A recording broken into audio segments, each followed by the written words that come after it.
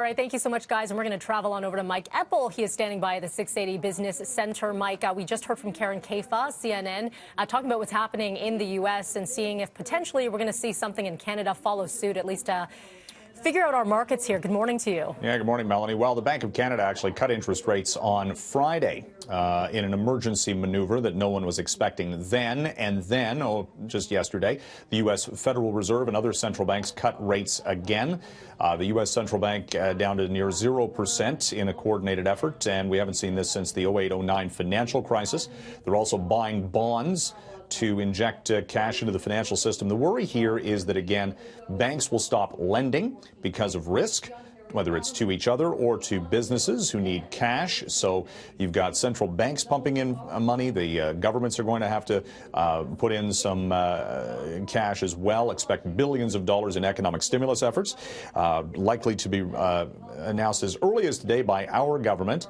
But this has been something, it's just an ongoing, almost moment by moment reaction by policymakers to what is the ever-changing and rapidly changing part of this story. As companies shutter their bricks and mortar operations, Apple, for example, over the weekend announced they're closing their retail stores, selling online only. We've got Starbucks going to an all, just a drive-through model. Other companies, malls are shutting down. I mean, it's just this ripple effect that is having on the economy. So under that circumstance, we have markets, you typically hear cut of interest rates. Well, that is not exactly being taken kindly by the financial markets. In fact, it is just instilling more concern that it's a spiral. So what we're looking at this morning is the likelihood of at least a 9% drop for the Dow. We have the biggest names on Wall Street indicated down 10%, Apple, Microsoft. Bank of America is right now down by 16%, even as the big U.S. banks have halted all stock buyback programs to conserve cash.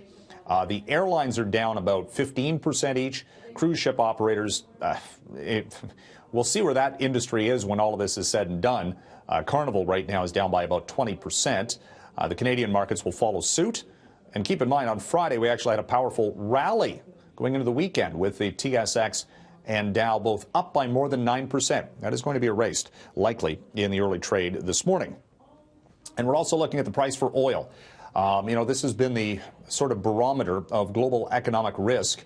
And oil this morning is down to just $30 a barrel. It has dropped by over 5% overnight.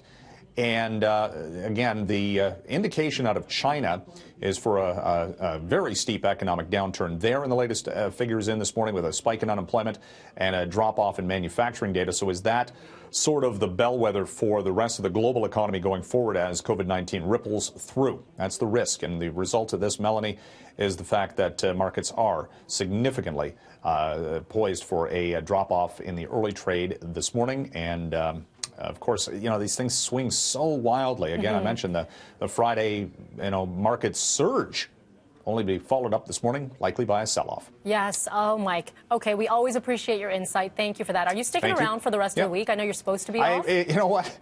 Moment by moment. Who knows? Yeah. Like the news. Yeah, that's right. It's subject to change, as everything is right now. Constantly developing, Mike. Yes. Appreciate your time. Stay safe. Stay healthy. Yep.